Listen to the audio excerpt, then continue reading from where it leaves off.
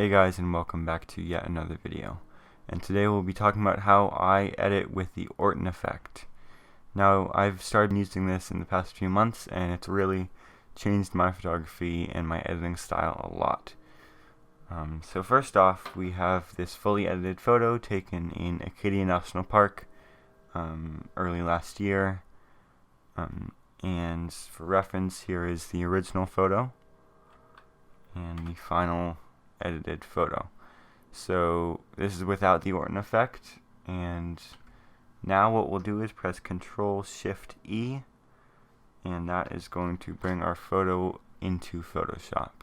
Okay, great. Now the photo is here in Photoshop, and first off, what you're going to do is right click right here on this layer, press Duplicate Layer, and I like to name it something like Orton Effect, or Orton, I don't know.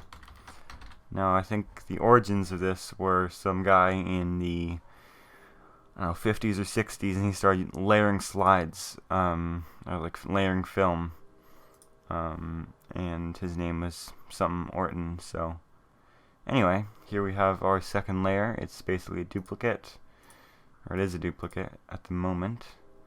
So now what we're going to do is go up into Filter, and we're selected on the Orton Effect layer here. So we'll go to Filter, Blur, and this Gaussian Blur. I don't know how you say it, but I like to set this to my camera's megapixel number. So for example, I was shooting on a Sony a7 II, which has 24 megapixels, so I do 24 pixels. But I mean, you can really just play around and see what works best for you. So we'll go ahead and click OK.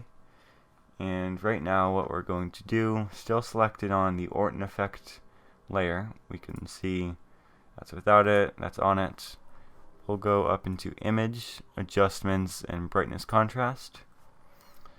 And here's where I like to add some brightness and contrast, as the name implies. This just kind of makes the photo pop a little bit more. So you can kind of play around with this how you'd like. I'll do something like 60 and 30. We'll press OK. Alright, so now this kind of just looks like a blob. Everything's out of focus. So I'll go to opacity, and then this is where you can kind of see your photo take shape.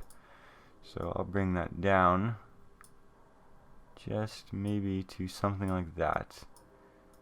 Yeah, something like 45 on this photo. So there you go.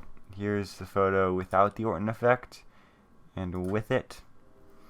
Something that I like to do as well is, as you see, we're selected on the spot healing, the eraser tool, and say if you don't want the rocks here to be Orton Effectified, we can take the eraser tool and using the bracket keys on your keyboard, by making this bigger or smaller, you can kind of brush over, selecting on the Orton Effect layer, and say you don't want the rocks to be affected.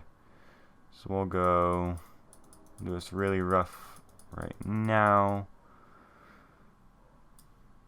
But there you go. Now the rocks aren't affected by the Orton Effect. They're off and then on. And I'll just undo it because I do actually want the rocks to be affected. I think it gives the photo a nice dreamy look, kind of like a golden hour, hazy, dreamy look. Yeah, so sometimes I just like to look back at the photo and see have I gone too far, and I think I'll just do some like slight adjustments. You can always go back into image adjustments and kind of tone this up or down however you like it. So maybe I will, just like that. Perfect. And now to get our photo back into Lightroom, I'll go to the share and then press Lightroom photos. And that's all I have for you in this video. I hope you liked it. I hope you learned something. If you did, please leave a like, comment, and consider subscribing. And I will see you in the next video.